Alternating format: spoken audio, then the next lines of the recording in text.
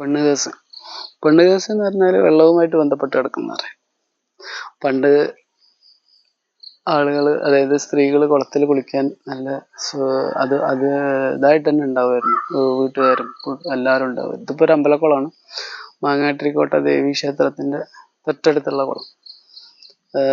ഇപ്പോ വളരെ റയറായിട്ട് സ്ത്രീകളൊക്കെ കുളത്തിലിറങ്ങി കുളിക്കുന്നുള്ളൂ. ധൈര്യമില്ല. കാരണം എന്താണെന്ന് വെച്ചാൽ ഈ ക്യാമറകൾ തുറന്നു കിടക്കുന്നതുകൊണ്ട് ഏത് വഴിക്കാണ് അവരുടെ സീനുകൾ പോവാന്ന് പറയാൻ പറ്റില്ല. ആ രീതിയിലായിട്ടുണ്ട് ഇന്നത്തെ കാലഘട്ടം. പക്ഷെ പുരുഷന് കുളത്തിലിറങ്ങി കുളിക്കാവുന്ന അതേ സ്വാതന്ത്ര്യം സ്ത്രീക്കുണ്ട്. പക്ഷെ കാഴ്ചപ്പാടുകൾ മാറി. പുരുഷന്റെ കാഴ്ചപ്പാടുകൾ മാറി, സ്ത്രീകളുടെ കാഴ്ചപ്പാടുകൾ മാറി. അതുകൊണ്ട് സ്ത്രീകൾ ഇപ്പൊ കുളത്തിലിറങ്ങിയിട്ടാണെങ്കിലും പുഴയിൽ ഇറങ്ങിയിട്ടാണെങ്കിലും കുളിക്കുന്നത് വളരെ ചുരുക്കമാണെന്ന് മാത്രം. ഇപ്പോഴും ഉണ്ട്. പക്ഷെ ശരിക്കും പറഞ്ഞു കഴിഞ്ഞാൽ കുളം ഏതൊരു ദേവീക്ഷേത്രത്തിൽ എടുത്തു നോക്കിയാലും അതിനോട് ചേർന്നിട്ട് നല്ലൊരു ശതമാനം ദേവീക്ഷേത്രങ്ങളിലും കുളങ്ങളുണ്ട്. അപ്പൊ അതായത് പണ്ടത്തെ ദേവിമാരൊക്കെ ശരിക്കും പറഞ്ഞാൽ കുളത്തിലിറങ്ങി കുളിച്ചിരുന്നു തന്നെയാണ് അതിന്റെ ഒരു ചരിത്രം വ്യക്തമാക്കുന്നത്. കുളത്തിലുള്ള കുളി എന്ന് പറഞ്ഞു കഴിഞ്ഞാൽ അതൊരു നല്ല കുളിയാണ്.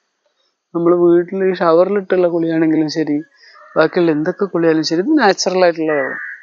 നമ്മുടെ ആകാശ നീലിമയിൽ നിന്നും വളർന്നു വന്ന് കൊഴിഞ്ഞു വീണ മഴത്തുള്ളികളെ ശേഖരിച്ചു വെച്ചിട്ടുള്ള വലിയൊരു സംരംഭം എന്ന് തന്നെ വേണമെങ്കിൽ നമുക്ക് കുളത്തിനെ വിശേഷിപ്പിക്കും. ഇത്രയും ശുദ്ധമായ വെള്ളം തന്നെ.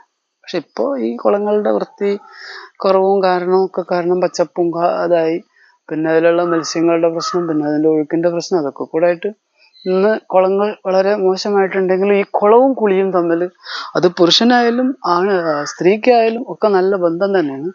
ഈ പെണ്ണ് കേസിൽ ശരിക്കും പറഞ്ഞു കഴിഞ്ഞാൽ കുളി ഒരു പ്രധാനം തന്നെയാണ്. പണ്ട് ഈ സ്ത്രീകളുമായി ബന്ധപ്പെട്ടിട്ട് ഒരുപാട് കുളികൾ വരുന്നുണ്ട്. ഒന്ന് ഈ പീരിയഡ്സ് ആയി കഴിഞ്ഞാൽ ഫസ്റ്റത്തെ ആദ്യത്തെ പീരിയഡ്സിന്റെ ടൈമിലുള്ള കുളി, അതിനെന്തോ ഒരു പേരെന്ന് പറയുമല്ലോ, പിന്നെ മുങ്ങിക്കുളി, അങ്ങനെയുള്ള അനവധി കുളികൾ ഈ സ്ത്രീകൾക്ക് പെണ്ണു വിഷയമായിട്ട് വരുന്നുണ്ട്. അപ്പൊ നമ്മളിതൊക്കെ ചെറുപ്പം മുതലേ വാച്ച് ചെയ്യുന്നതാണ്.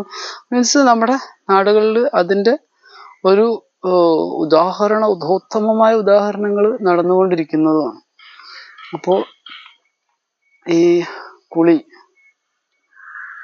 പെണ്ണിന്റെ ആയാലും പുരുഷന്റെ ആയാലും അതില് വളരെയധികം ചിന്തിക്കേണ്ട വിഷയം തന്നെയാണ്. സൂര്യന്റെ നീലിമ എന്ന് പറയാൻ വയ്യ.